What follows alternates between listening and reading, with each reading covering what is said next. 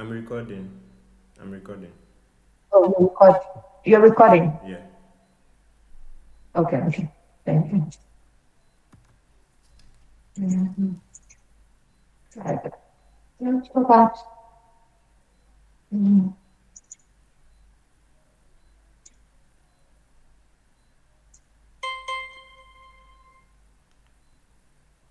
Mhm.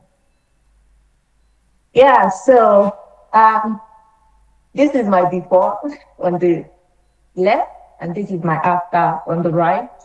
And my transformation journey, it took me 3 months to transform my body into this picture that you see. And what had happened? There's a backstory to this. So what had happened was that in 2024 into 2025, I had 12 scares back to back. Yes, in 3 months. And you will see that it's very possible. So I had two major health care. One was the fact that they said I went for a test, I was feeling some type of way. And then I went for a test, my GP referred me for a test. And then the diagnosis was acute kidney injury. When I, and every doctor says, don't go to Google and all of that, because I saw it in my NHS app before they could even call me to explain the diagnosis to me. So, and when I received the call, I mean, when I checked my app and then I saw acute kidney injury, I was wondering what's this, and I went on Google and I was I was afraid.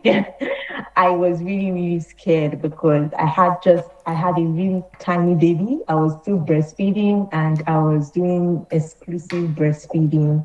And you can imagine how heartbreaking it is that because based on this diagnosis, that means that I'll have to spend some time in the hospital. They'll have to put me on machines and all of that. And I can't breastfeed for that period. It's very, very short. They will have to place me on antibiotics. And it was really scary for me. But I'm a believer. So the first thing I did was go to God. I really pray about it. And I had to wait. The bad part is the waiting part, that you have to wait for the call for them to interpret the results, and then that's the scary part. Like your BP just rises throughout that weekend, and it was a weekend. So Monday came, the person that was supposed to interpret my results was on holiday, was on sick leave. Had to wait another day, and when they finally called, they said, "Oh, it was a misdiagnosis because the machine was having problem, whatever." But me as a believer, I took it that, "Oh, I know that this is a miracle. I'm not going to downplay it because it could have really been, I was feeling some type of way in my body, and I know that it could have really gone south very quickly." So I decided, and then, oh yeah, the second diagnosis was that I had to go in for a biopsy. They had to do a biopsy for me. I don't know how many months postpartum, but it was still very early days. And they send the letter. Or when they send the letter for this kind of thing, they tell you, "We are sending you this letter because we think that you might have cancer." So imagine you reading that kind of thing. Like my heart is already broken, and I'm like, "Oh my goodness, I'm scared." And all of that. Again, I took it to God in prayer because that's what I know. That's what I know to do. And these were my signs. These were the major signs for me to turn my life around. And I was like, because before then I was sedentary. I don't work out. I'm just at home. I just eat. I don't do anything. I work from home anyway. I like my work from home. I like people, but I don't like going to the office. If you know what I mean, it's not really my vibe. I just want to work from home. I'm not really interested in facing people in the office. But yeah, this was my reality check. This was the thing that woke me up from my slumber, and I said, okay, I need to go on this journey of transformation. I need to do something about this. I need to take my health seriously. I can't just continue to say, oh, yeah, God will save me. I know that God is good and God will save me. He's giving me this body, but He's expected me and trusted me to take care of it. And if anything happens, He's going to welcome me home anyway. He's going to welcome me home. But yeah, I at the end of the day, I know that I have a child to take care of, and it's giving me a lot of prophecies concerning my child, which I'm the one to bring to fulfillment as a mom. So, yeah. And yeah, that's my transformation story. That's the reason I started all of this. I decided to go on like an entire research because I see so many things. When they talk about weight loss, the fitness industry is very, very interesting that they give you a lot of things and very unrealistic for busy people or people that are moms or like they just tell you, oh, you have to work out 1 hour, go to the gym 1 hour. Like it's great if you can, but can I really commit to it? Oh, try keto diet. I like my meat. What do you mean try keto diet? I love eating meat. What do you mean? And all those other things that like these are not very realistic for me as a person. So I decided to go on a research. So the whole of the end of 2024 into 2025, I was researching, I was finding ways. What's the science? What's happening in my body? If I understand what's happening in my body, I think I can act this weight loss thing. I think I can really understand what's happening. And then that was the beginning of the journey. And in 2025, I made the decision in January to go on this weight loss journey. And in 3 months, I lost 10 kg. I was able to transform my body just using simple methods, very easy methods. And now that's the journey I'm on. That's the preaching I'm about and saying that if I can do this, I found an easy way. I know a lot of people that are struggling, not because you are lazy, not because you don't have discipline, so to say, but it is not working. What you've seen over time and what you've tried over time is not working, and then you are falling back into relapsing, and you are just like going in that cycle of, oh, I'm going to do my weight loss. Oh, I'm going to take my fitness life seriously. And then by March, you're like, I can't do this. This is not for me. It's not for me. But yeah, and so I have a couple of questions written down here. And when you think about weight loss, fitness, and wellness, what comes to mind? And I just wanted to drop into the chat, and it's going to be a really conversational night for us.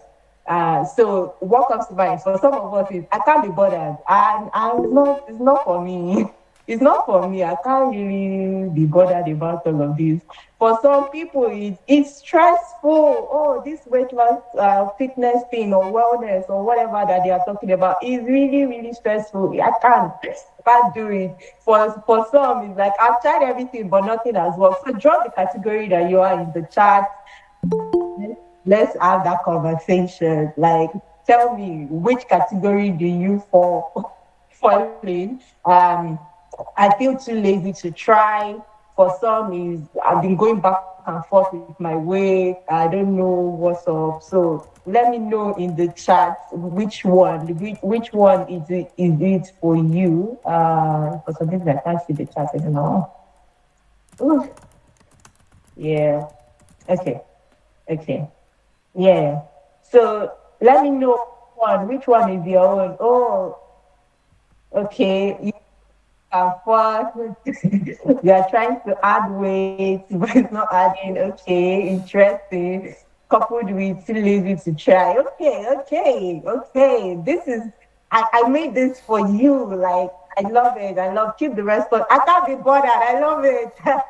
I can't be bothered. I mean, all of these are very, very valid, to be honest. Every single thing, every one of it that you put down is very, very valid. I've been going back and forth with my weight. That's okay. Yeah, and that's why this I created this webinar for you, to be honest. Uh, I'm, I'm more fit. Sometimes I'm lazy, but okay. Thank you. I'm trying to lose a little weight of my stomach. Okay.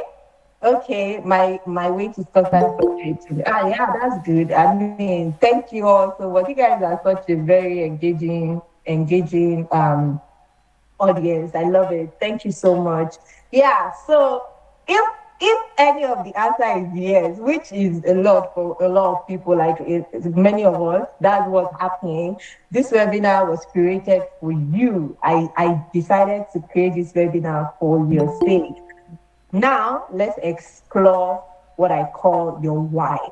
What is your why? Now, let's explore it. Let's see what's been going on. Why is my weight fluctuating? Why can't I be bothered? Why am I lazy? Why can I not even take my weight loss journey very, very seriously? Like, what's happening? Amen, amen. I need to. So, yeah, let's explore your why. What is your why? Like, I already heard that the reason you feel like fitness is not for you, or you are too lazy and you've tried it, it's because your why isn't strong enough. Your why isn't strong enough. Many times you are relying so much on motivation. I'm so motivated. This is January 1st. I'm going to take this fitness seriously. Yes, let's go, let's go. And you are relying on let's go, let's go. But the problem with let's go, which is motivation, is that it fades. After a while, it just fades because things will happen that we try you. Life will life. This life, it just knows how to just life at some point, and everything that the motivation that you feel that, oh yay, just crashes within seconds, and you're back to square one, and you're like, hey God, what have I gotten myself into? Why can't I do this? What's going on with me? Nothing is wrong with you. It's just that your why isn't strong enough. Yeah. You wouldn't feel motivated every day. Some days you'll be too tired to stand up from your bed. Some days you will not want to work out. Some days you will be tempted. That sugar, that donut. And especially for those that are married and have loving husbands.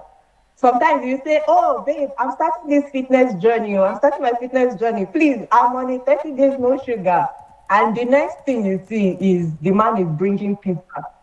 Or the man is bringing donuts. Or he's buying you your favorite kids. Or that chocolate. Oh, see? That chocolate is bringing it and is presenting it. And oh, this is the temptation. And I said, I'm not going to do this. Okay, let me try one. Let me take one. Okay, from one, you're like, you finish the entire pack, and you're like, oh my goodness, I'm back again to this. Oh no. So you're back in that, you're constantly in that cycle. We blame them. We blame we blame these men, these wonderful men that God has given us. To those that are also in relationship. We blame these men. we blame them. So for me, my own why was my desire to leave after getting my health care back to back. I told myself, well, God has told you so much about this child, and you are the only one who can nurture this prophecy. So I need to leave. Like, I really needed to leave. My desire to leave was stronger than any other thing that at that point. So a lot of us, the reason why we struggle, maybe our why is I want to have flat tummy. Oh, I want to have the hourglass shape. This is not bad, but it's not a why that can carry you when life starts life, when you start to lose motivation, when you start to feel like I can't do this.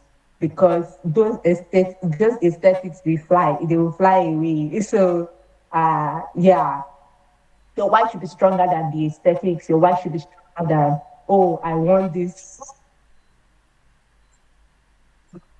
I apologize.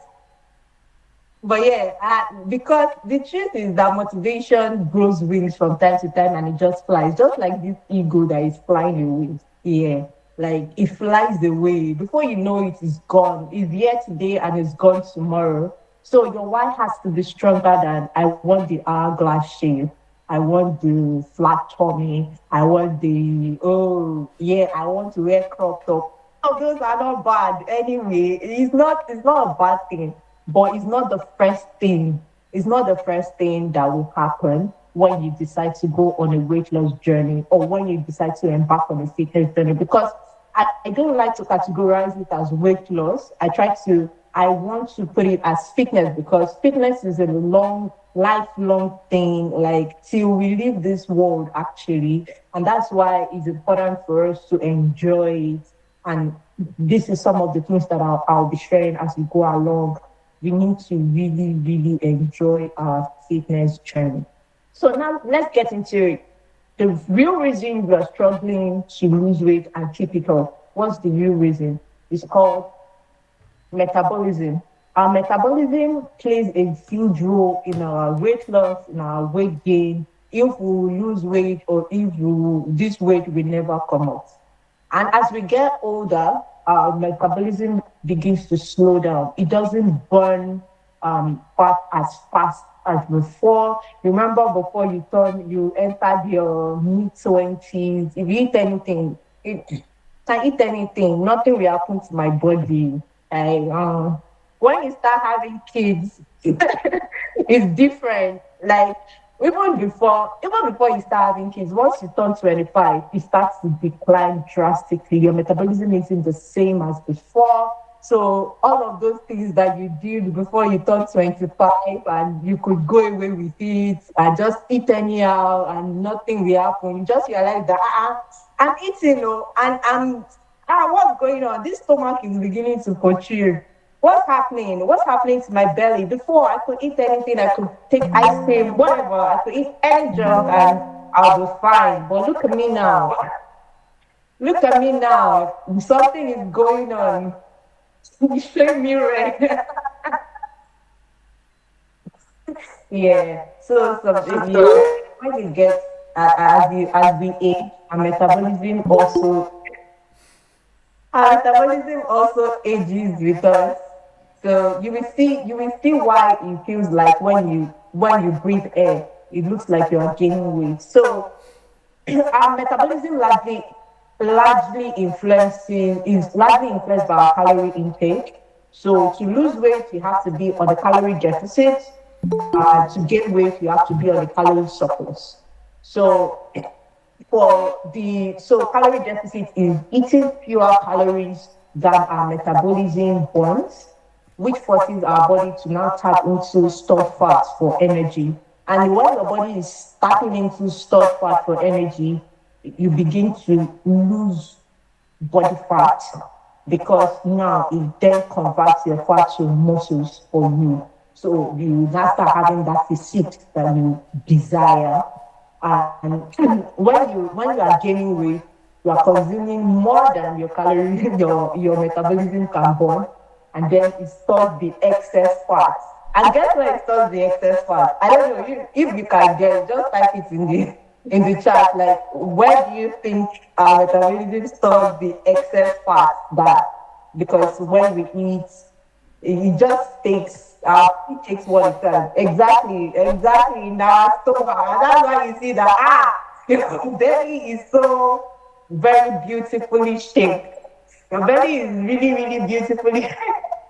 Your belly is beautifully shaped because our metabolism then stores most of the other. Like when our body doesn't have space for the remaining fat, our belly is the only place, our stomach is the only place that has the most space for it to store excess fat. Our liver doesn't, it just takes what it can. Our kidney doesn't, our heart doesn't, but our stomach is very accommodating and then it stores the excess fat in there. What influences our metabolism still on it? Muscle mass plays a huge role in influencing our metabolism. It helps, and that's why it's good for us to do strength training. Cardio is good, but also our strength training, because what happens with strength training is when you are resting. So strength training, you can use your body to do strength training, or you can use external forces like dumbbell, lifting weight, and all of that. You can use your body weight as well. But what that does is that even during your rest period, if you do strength training during your rest period, it can easily convert. So during rest, you are still burning fat, because now it's your muscles that is doing the job of converting fat to muscles for you with the help of your metabolism. Strengthening is also very, very good for our overall health because as women, from the age of 30, you begin to lose bone mass and it could lead to bone disease later in life. So it's very, very important for we as women to actually strength train regularly, whether using your body weight or using a dumbbell. It's really, really important. Other things that influences our metabolisms are our hormones, sleep, stress, and genetics. So as we go ahead, we'll see a lot of things how our hormone plays a huge role in our diet and in how our body burns our weight loss journey goes because of our hormones. So why does it feel like a metabolism is broken? Why it feels like a metabolism is broken? Having a broken metabolism feels like breathing in air and adding weight regardless. It is the confused state of I didn't even eat, but I'm gaining weight. I know. I didn't even eat, but I'm gaining weight. I've heard a lot of statements like that but I don't even eat, but for some reason I'm still adding weight. I'm still not losing this weight. I don't understand what's happening to my body. Yeah, it could be because your metabolism is broken, and you can unknowingly hurt your metabolism by doing the following: chronic dieting. Chronic dieting, like this is the biggest culprit of them all. So, because you are not eating enough and then you are straining your body, so it could be through excessive fasting and saying, oh, I'm not going to eat so that I can lose weight. Now, what you're doing to your body is receiving stress. Like you're stressing your body. Your body says, oh, this person is stressing. So it starts to hold on to fat and say, oh, I'm not going to let go because I don't want this person to die. So that's what's happening. So when you do chronic dieting, like you are fasting back to back without even giving yourself a break, it could destroy your metabolism. And that's why you will see that what happens with people who do this is that they lose weight in that period. So they think it's working. However, after that period, they gain the weight back massively because their metabolism is broken. So when they start to eat, they consume in really large quantity because now I don't want to go ahead of myself, but there's a hormone in our body that controls hunger and how we eat. And tonight we'll discover all of them. We discover what controls the hormone that controls hunger, the hormone that controls when we are full, and the hormone that controls our stress level, the hormone that controls our sugar level. Those are the hormones that we really, really need to pay attention to for our if you're on a weight loss journey, or if you're also on a weight gain journey, because it will go both ways. So hormonal imbalance, when cortisol excuse me, when cortisol decides to be a giver and create insulin resistance, your metabolism can be significantly impacted. So what this means is cortisol is the hormone that controls our stress, and she takes her job very seriously. She doesn't joke. Cortisol doesn't joke with her job. I tell you, because what she does is, as soon as she sees that this body is stressed, she goes into protection mode, and then she begins to so that your insulin no longer burns energy. So your sugar level drops drastically. And when your sugar level drops drastically, your brain is like, what's going on here? Are we dying? That's the signal that your brain gets. So what then happens is that your brain, your body now starts to crave sugar or anything that can give you that quick energy. And that's what cortisol does. She makes sure that let's act fast, let's bring up this insulin again. And when insulin is spiked, your metabolism is affected because you consume too much of sugar and increase insulin, and then insulin blocks weight loss. Insulin spike blocks weight loss. And poor sleep, when we don't sleep enough. Leptin, which is the hormone that tells our body that you are full, is blocked. It gets blocked, and then you get really, really hungry, and then you start to snack, and because you are snacking a lot, you just see yourself snacking by 2 a.m., and then you feel bad, and now you are stuck in that cycle. Also, our gut health. If there's an imbalance in our gut micro, our metabolism can go on vacation. You'll be like, I'm out of here, I'm not doing this with you. And our gut is like, oh, so what looks like a bad gut health is you're not opening your bowels for like 5 days. You're not going to the, you're not opening your bowels almost every day or every other day. Like you say, oh, I'm not doing really.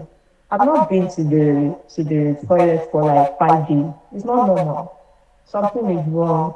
It looks like fogginess. It looks like constant tiredness. Your gut health isn't healthy. Like your gut isn't healthy, and our gut controls a lot of things.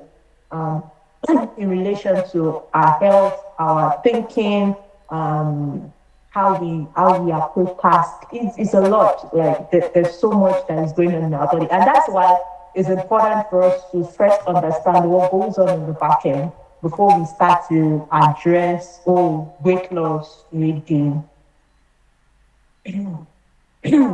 So the science behind it all, our hormone controls how our body loses weight and gain weight. And in this in this webinar, I'm going to highlight four of them.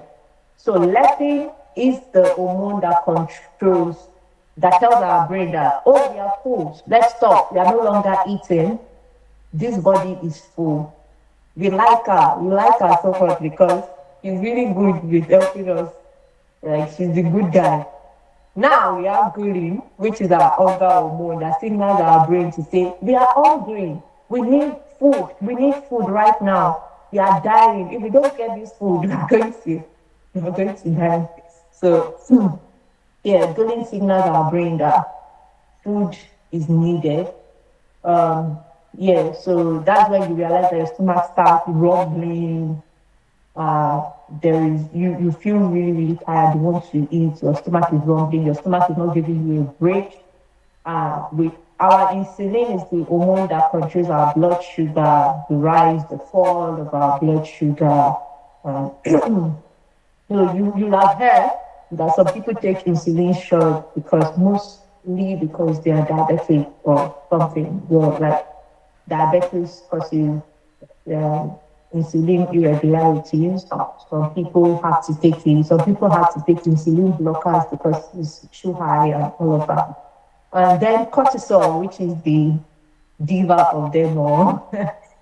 Is the diva of them all. She controls these other three guys that you see. And she's the one that sends signals to our brain most of the time when she feels like something isn't right. So she's also our fight or flight hormone. She's our stress hormone. She's the one that makes sure that she takes her job very seriously. She doesn't want you to die. As much as she's a diva, like she's really a diva, she starts telling your body that, oh, we cannot survive this next minute if this person doesn't eat, or if this person does not eat this chocolate, if this person doesn't take this bowl of ice cream, we can't survive this next minute. Excuse me. Okay. Yeah, so I did this just to show you what happens. So when you stress eat, cortisol is in the middle. What happens is, now when cortisol is spiked, when you are very, very stressed, what happens is cortisol spikes ghrelin and blocks leptin. So when leptin is blocked, that's the hormone that tells your body that it's full. Ghrelin is spiked because cortisol says this person is very, very stressed. We are very tired. We need food. So now cortisol sends a signal to your brain to spike ghrelin. Ghrelin then makes sure that you eat, and don't get full on time. That's why you see that you're consuming this bowl of food, and then even after eating, sometimes drinking water, you're still hungry. That's because ghrelin has been spiked. And now, because ghrelin is spiked, and now you are stress eating, um, insulin is also spiked, which is your blood sugar. Now your blood sugar is now spiked, and that means that your excess fat, because the when your body when the process is the body processes your food, converts the energy that you need, and takes it from everywhere that it needs to transport it to where it needs to transport it to. And then because your insulin is spiked, it then blocks, like the excess fat is then transported to your stomach, and then weight gain is almost inevitable. You just see that you are increasing in capacity as the Lord has blessed you, the Lord is increasing you in capacity. So that's when you begin to crave chocolate, because your blood sugar has really. So what first of all happens is that cortisol ensures that your blood sugar drops drastically. So your craving then increases so that you can eat and keep eating till it feels like, oh yeah, now we are in a good place for this to be stable, and this person go and meet their Lord and Savior Jesus Christ. So that's the reason you crave cheap sugar. That's the reason you want chocolate. That's the reason you feel like I cannot survive. Oh, if I don't eat this chocolate, I can't survive. And that's why you are stress eating. Especially, and you will notice that especially when you are stressed. Especially when you are stressed, that's when things like this happen, that you are hungry and you are not satisfied. Now let's talk about the fix. Now that we've discovered what happens, let's talk about the fix. We need to pay attention to what goes on in our body. What's our body telling us? As you can see in the previous slide, I broke this down so that we can understand that our body is always speaking, always talking to us. We just don't listen. That's the reason we don't know. And it's not our fault, it's because we don't know. We don't know these things. Nobody really taught us, nobody really showed us how this works, nobody really explained it, nobody really took their time to really explain what happens to us. So pay attention to what your body is saying. Oh, okay, am I stressed? I'm stressed right now. Okay, what can I do? Oh, how can I cut back on stress?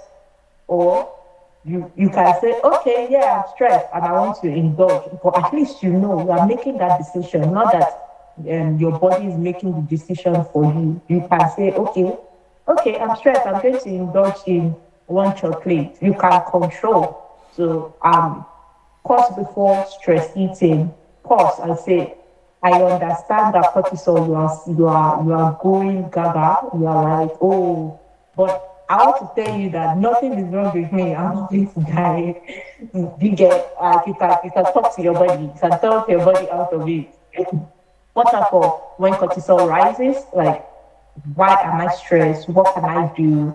What can I use as replacement? And don't over push your body. It's very, very important, because many of us, we over push our body, and then our body revolts and fights us back. And now put systems in place rather than relying on motivation, because motivation will fly away. Yeah, just ensure that there are systems in place that are making sure that you are not going back, or if you decide to go on your weight loss journey, what are the systems that you are putting in place that can help you achieve the goal, rather than saying, oh, I will do it. Yeah. So now let's talk about why you struggle with your fitness journey. A lot of us, excuse me, a lot of us has begun our fitness journey many more times than we can count. I want to say that it's not due to laziness, but it's due to a few reasons, which I laid out here. So first of all, a lot of us approach our fitness journey like it's a war zone.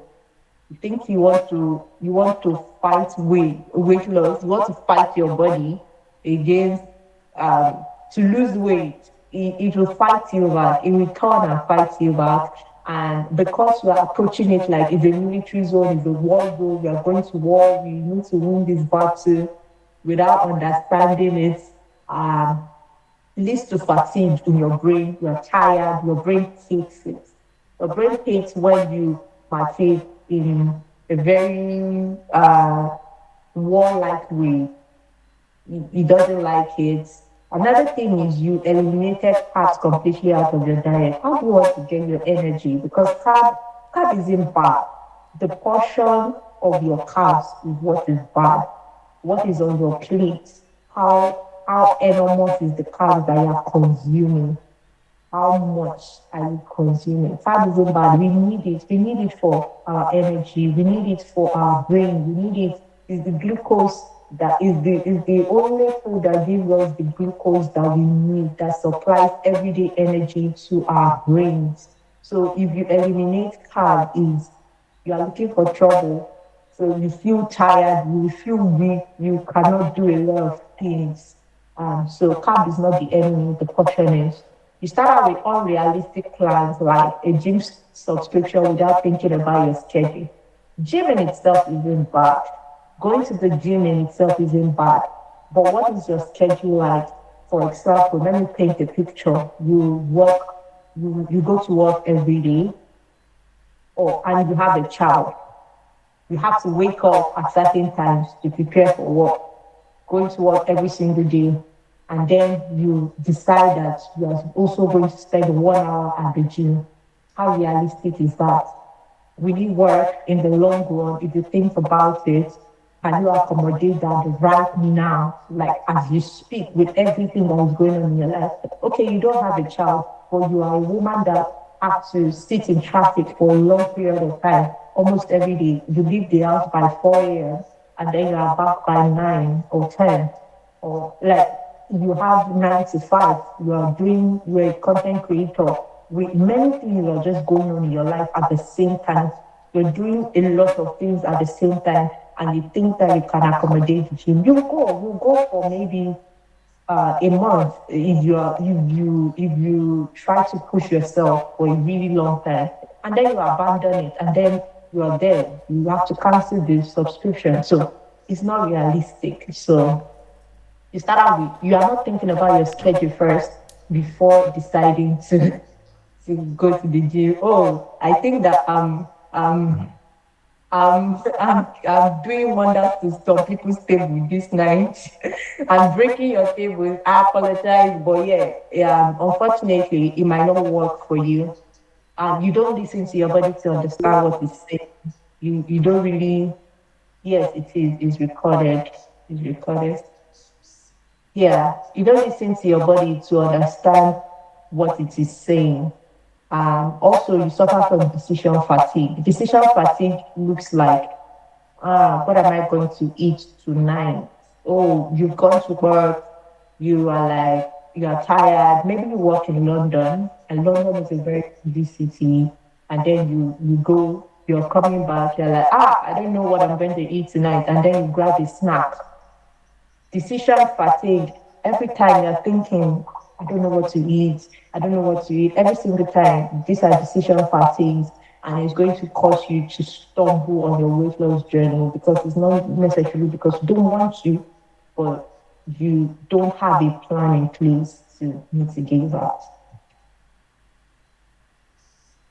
Okay, so what are you going to do instead? You need to go easy on yourself and start in bits because our brain likes when we are introducing something to it to introduce it in bits, not hit it with something foreign. Like this is very foreign. This is not realistic. Yeah, like all of this. I'm going to do this because trust me, our brain is very, very lazy. We are the one that trains it to become what it is. You can tell your brain to become anything. Trust me. You can train your brain to become anything, but it's naturally lazy based on neuroscience. Yeah, so now instead of going to the gym, do a 10 to 15 minutes workout consistently. What that does for you, it eliminates travel time, it's smaller, it's easier for you to squeeze in 10 minutes than a 1 hour plus that you would spend you want to spend 1 hour at the gym. You have to travel 30 minutes to the gym, and then you come back home, you're tired, and then you have to start dressing up or start your day. Or even if you go at night, at the end of the day, you are tired. Some days you just be like, I don't think so. I'm not sure. But if you decide to do it in smaller bits, your brain can understand that, oh, this is very small. We can do this. We can squeeze this in 10 minutes every day. The funny thing is, like I always say that fitness is a compound interest. So if you invest in, maybe you save money like for investment, not really just those savings that they give you. Our bank does many things, but you start small. You see that I think it was last year I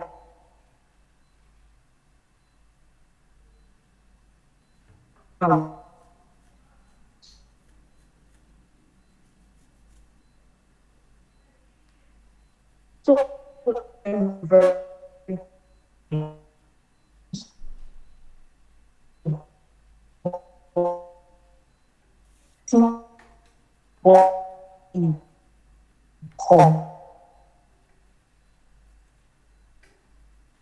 intently for for 2 times a day. Okay, do another thing is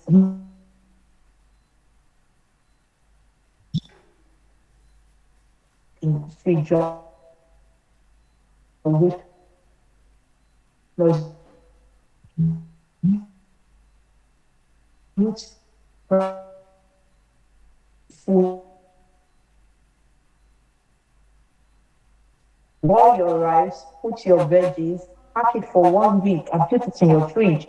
When you come home, you just pick it, microwave, and you are good to go. You are still eating well without compromising on your journey. So it's about eating carbs the smart way, not about eliminating it.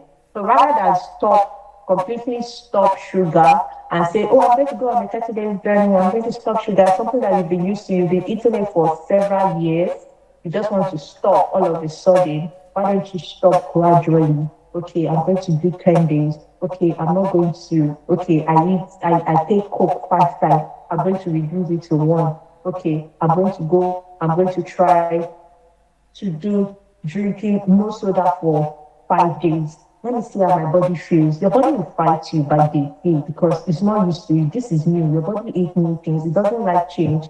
Uh, yeah, and to be honest, we humans, we don't like change. So our brain does not also actually like change. Our body doesn't like change. So when you have to introduce change gradually to your body. Also, listen to your body when it is full. A lot of us do this thing when you say, I don't want it to waste. I don't want it to waste. So you keep going. You keep going. Your body is full. Your body says, I'm full. I can't accommodate this anymore. You say, this food must not waste. It's not good to waste food. Are you a dumpster? Are you the bin? Are you the trash? Please leave that food alone. You are not the trash. Let it waste. And when you do it once or twice, you realize that okay, I need to start reducing my portion because I don't want this food to waste. So if you start approaching it from the fact that you are not a doctor, you put food in your plate and you are full, and then you realize that I can't finish it, and you throw it away the one day two. By day three, your brain is already like, no, we have to find a solution. We need to make sure that we don't waste this food. Excuse me. We don't waste the food. So you have to listen to your body when it's full. When it says stop, stop. Because what you are doing when you continue eating,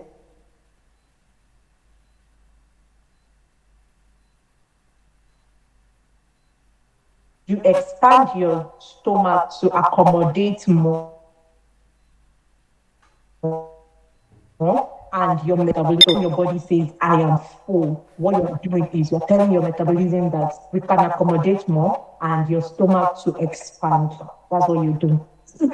Now, this one also helps you eliminate decision fatigue. Eat the same breakfast for 1 month. What it does is it trains your metabolism and says, and it trains your body to say, oh, this is what we are doing. So your metabolism is understanding faster and saying, okay, I can predict what we are eating. I can predict our calorie intake for this 1 month. And then your body can quickly adjust to it. So also you eliminate decision fatigue. A lot of people feel like it's boring. For me, it's not, because every day now I know that I eat the same thing. For the past 1 year, I've been eating the same breakfast. I don't want to change it. I enjoy it. I'm not thinking about what I'm going to eat in the morning, because I already know this is what I'm eating every single day. So it's very, very, it makes my life easy and my body adjusts very quickly because it's the same calorie intake every day at that same time of the day. Okay. Yeah. So, excuse me. Let me just sit. But yeah, your breakfast is more important than you think. And whatever you eat first, whatever you are eating it, whenever you decide to eat your first meal of the day, is more important than you think, or you would like to admit, because your first meal can spike your insulin. And what we don't want is for our insulin to constantly be spiked, because that's where weight gain happens. So start with a complex breakfast. Complex breakfasts are like oats, beans. Those are complex. Complex carbs. Sorry, complex carb, not complex breakfast. Complex carb.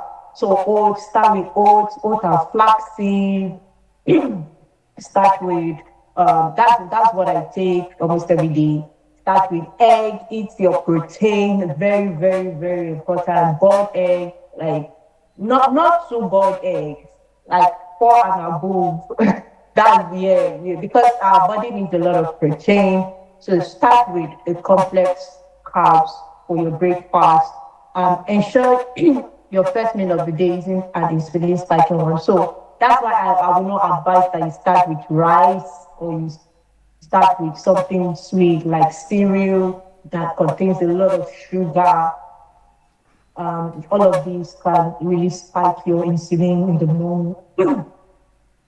If your hormone is out of balance, like your cortisol is very high, don't start with intermittent fasting. What happens will then be that because your cortisol is already out of balance, your cortisol then goes, I'm afraid I need to hold on to fat. Let me hold on to this fat so that we don't lose it. So you realize that whenever you're standing on the scale, even when you are doing intermittent fasting, instead of losing weight, you are gaining weight because your cortisol is high, your hormone is out of balance, and then your body is holding on to the excess fat so that you don't hurt yourself or you don't injure yourself. Don't eat empty carbs. Always accompany them with vegetables. Yeah, like it's important that when you're eating your rice, spaghetti, because I didn't eliminate that. I don't know what else you replace it with. So accompany it with vegetables like carrots, green peas, broccoli, cabbage, and all of those healthy greens is very, very important. And the reason I'm not saying spinach, even though spinach is really great, is the method of cooking. Some of us, we overkill our soups with so much oil, and then we are just back to square one if we then decide to eat it. Hydrate a lot. Water is very, very helpful. It cannot be overemphasized. We really do need water. We really do need hydration. When that diagnosis happened, I realized I wasn't drinking a lot of water, and that can really injure your kidney. That can be very, very bad for your kidney. Yeah, now you need to look after your gut health and invest in probiotics. As women, we do, as one of us, really need to invest in probiotics. You can invest in food that give you probiotics, or you can buy the supplement, probiotic supplement. It's really, really good for your gut health. It's really good. It introduces healthy bacteria into your gut, and that is very, very helpful for your overall well-being. Yogurt, Greek yogurt actually. Let me not say yogurt. Greek yogurt has a lot of probiotics, and it's very, very good for our health. I know it's not very sweet, but you can add a tiny bit of honey. I know that most of the honey we get here is the real honey, but it's very good to get alive and then you can enjoy it. Do a meal swap rather than a meal plan. What I mean by this is the food that you're already familiar with, um, swap it with another food that is healthy. For example, instead of taking the sweetened yogurt, swap it with Greek yogurt. Instead of taking ice cream, swap it with an healthy recipe. Instead of eating bread, swap it with sourdough bread. Like instead of eating white bread, just do a new swap, like an healthy alternative. And this one is very important. Pray about your fitness journey. The truth is that a lot of us really do desire to be fit and like approach fitness, but the spirit is willing, but the body is weak. And I believe that there's nothing you cannot take to God. So I prayed about mine, and God really helped me on the journey. I can't even lie. I can't take all the glory to myself because naturally I can get indisciplined sometimes. I can get really tired sometimes. I can say, I beg, I'm no longer interested. Oh no, this is not for me, and all of that. And yeah, so praying about our fitness journey goes a long way in helping us, like because God is very interested in every part of our journey, like whichever religion you believe in, whether you're Muslim or Christian, pray about your fitness journey. Yeah.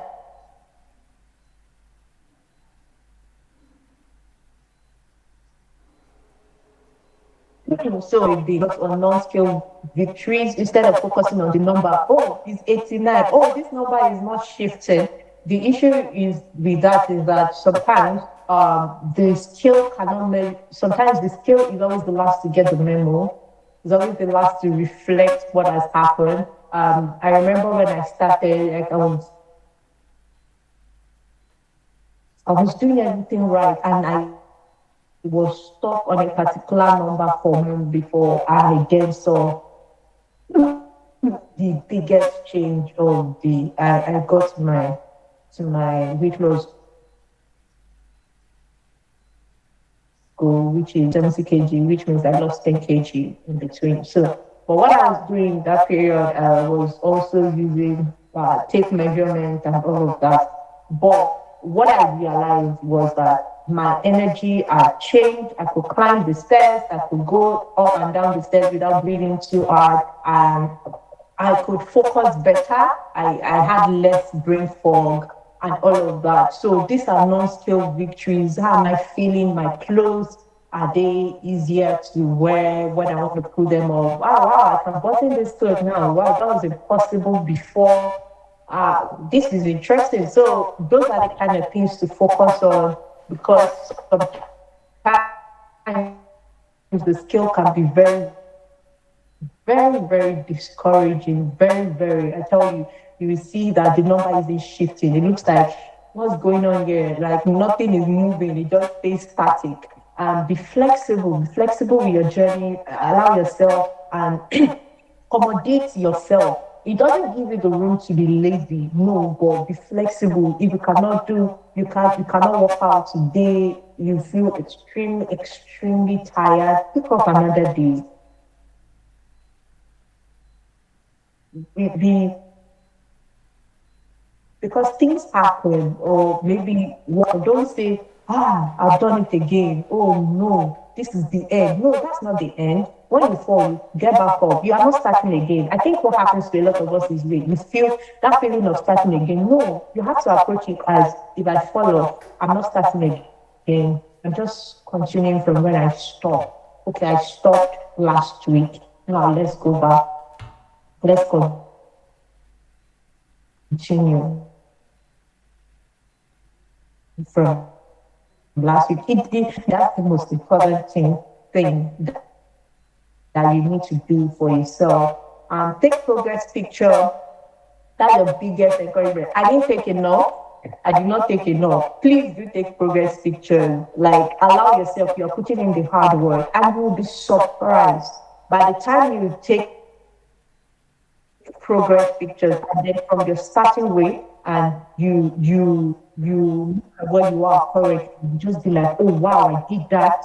I can't believe I did that. Like that's your biggest encouragement. See yourself, compare yourself one month one to month two. You will see that there's a big difference. Once you're doing this consistently, is you are not the same. So take pictures, document the journey. It's for you. You are putting in the hard work. You need to celebrate yourself. And it gives your brain the dopamine it needs. Like, oh wow, we did that. I can't believe it. And prioritize sleep, but be realistic with it. Realistic with your sleep time. So don't say, oh, I'm just force myself to sleep at 8 o'clock when you know realistically it's not possible.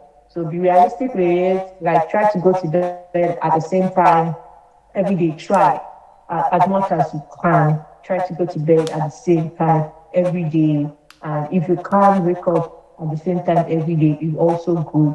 But what this does is it trains your body to realize that, oh, you're doing this, your metabolism is also getting trained when you do the same thing consistently for a period of time. Your body starts to adjust and understand that, oh, we are doing this, and it's very easy for your body to adapt very quickly to what you are doing.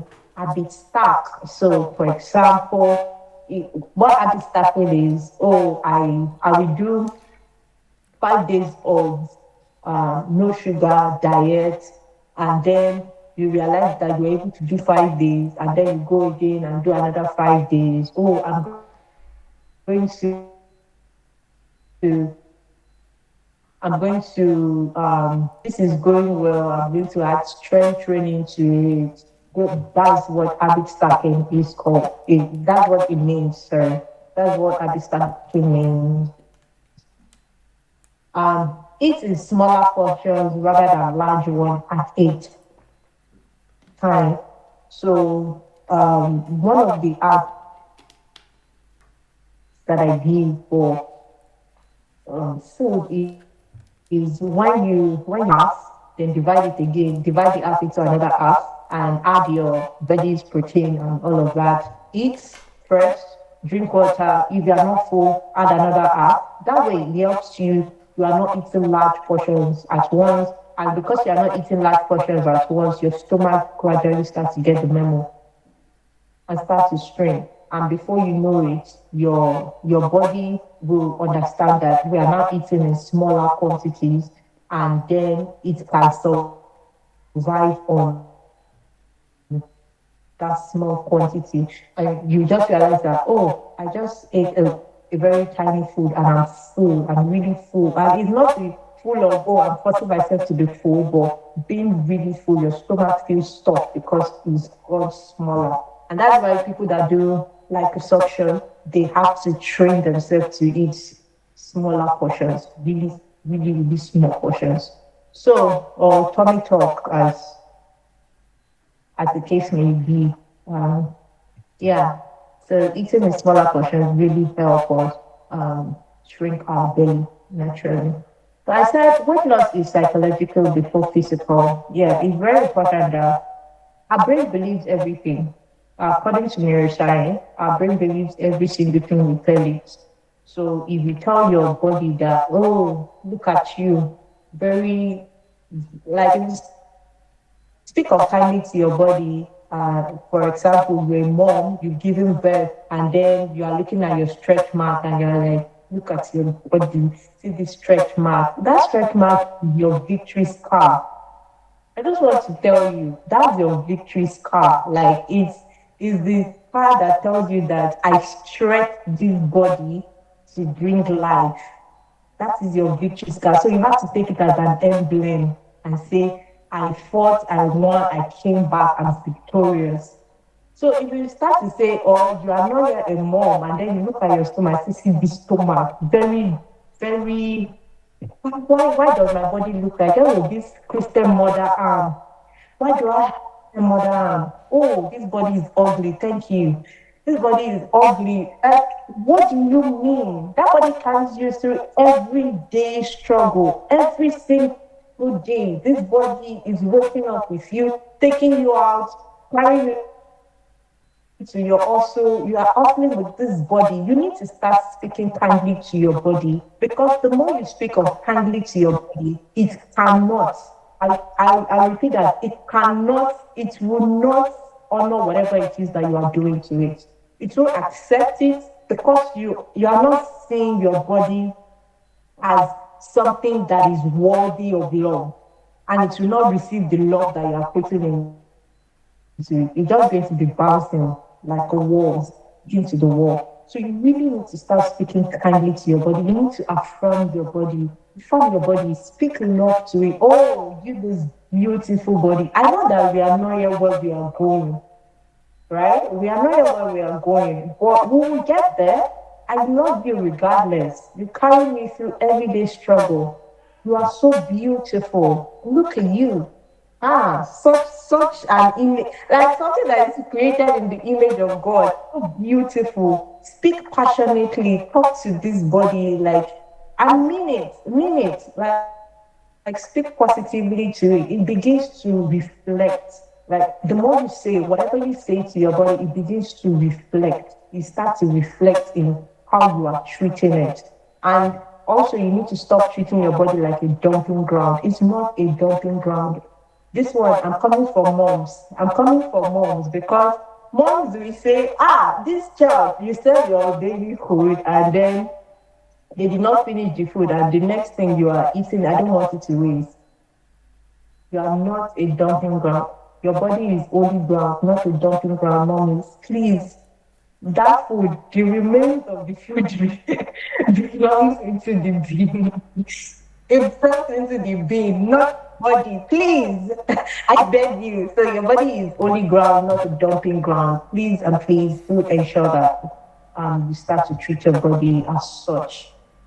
Yeah, in summary, weight loss is a one-time thing, but fitness is for life. So you really need to choose something that is enjoyable, something that you can do for a long time, that you continue to enjoy and you continue to come back to again and again. You need to choose a sustainable weight loss plan. Intermittent fasting doesn't work for everybody.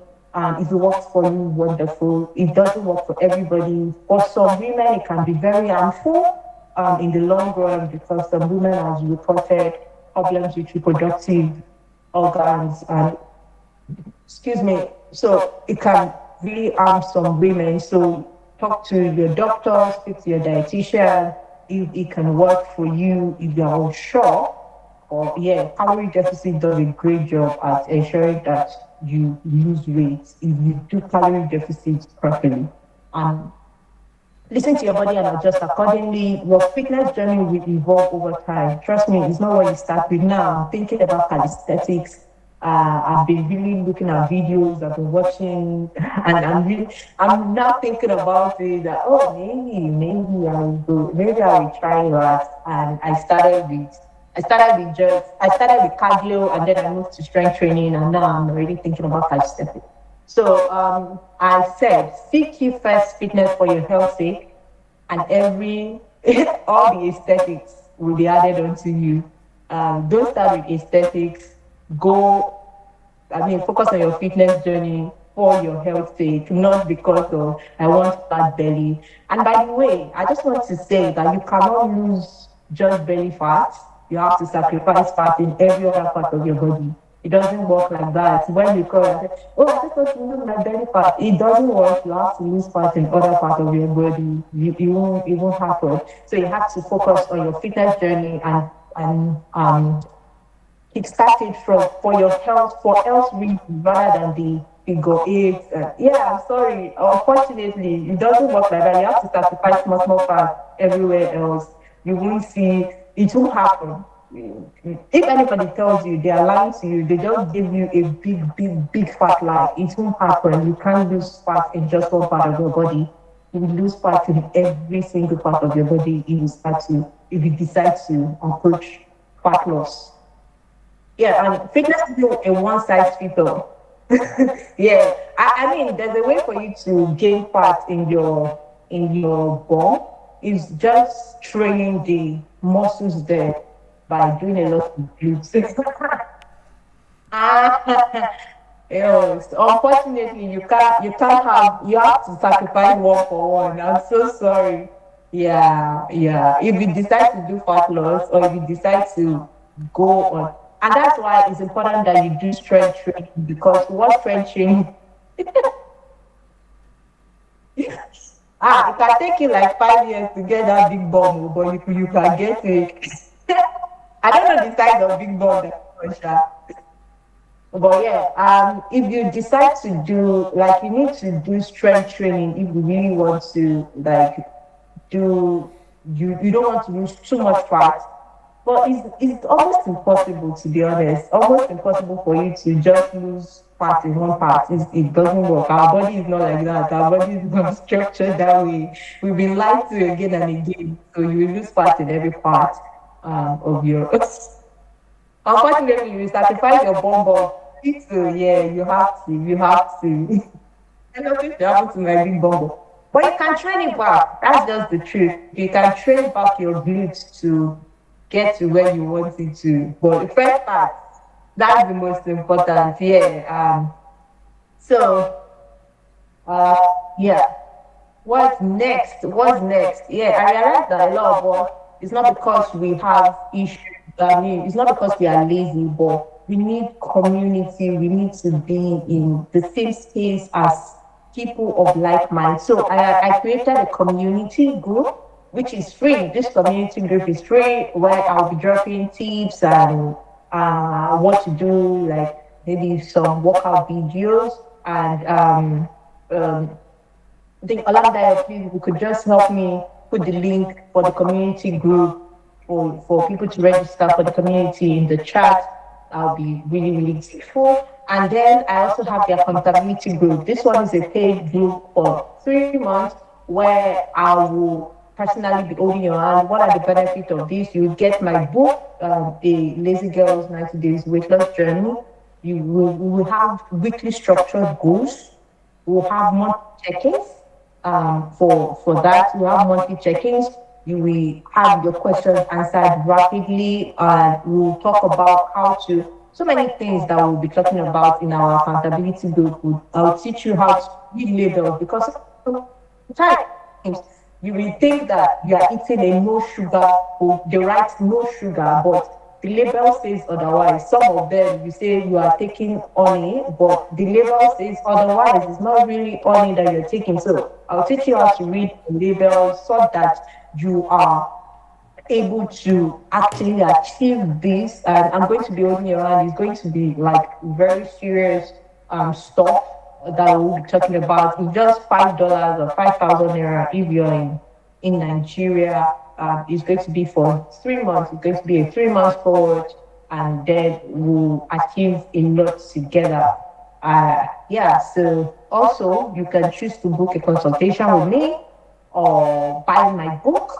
Is on sale, and yeah, I detailed a lot of things in the book. It has weight loss tracker, mood tracker, affirmation library, how to focus on non-scale victories, and how to portionize your food. All of these are all in the book. And the book in itself costs £5. So, but if you join the accountability group, you get it for free. You get it for free. So if you choose to, and that's it. Thank you so much. for listening. And now I will be taking questions. I really, really appreciate the time you shot over by 12 minutes, and I hope it was worth it. I sincerely do apologize for that. But yeah, please, any questions? Hello, Ma. Please, I have a question regarding Yes, the yes. the group. So you said there's a consultation that we have to do before we join the accountability groups, right? Or did I? No, no. No. I said that you can book consultation with me. For the accountability group, you can join.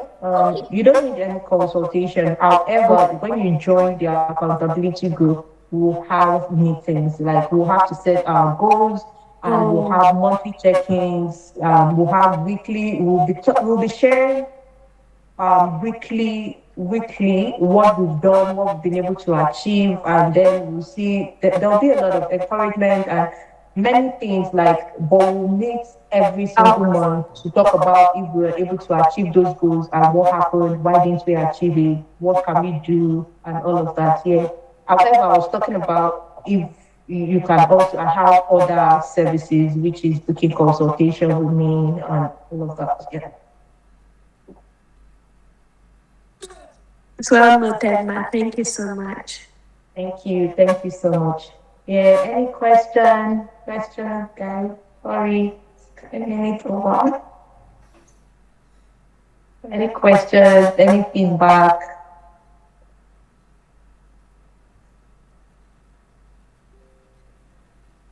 Mm.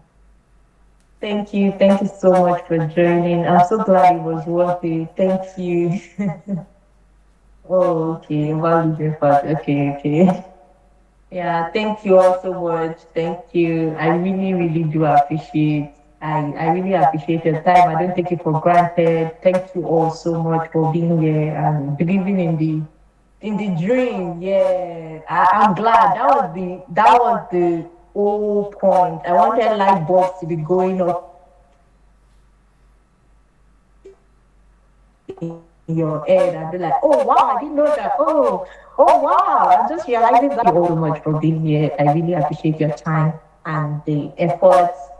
All right. If there are no questions again, good night, everyone. God bless you. Thank you for calling. I so much appreciate you. Good night. Oh, thank you so much. Good night, everyone. Bye. Bye.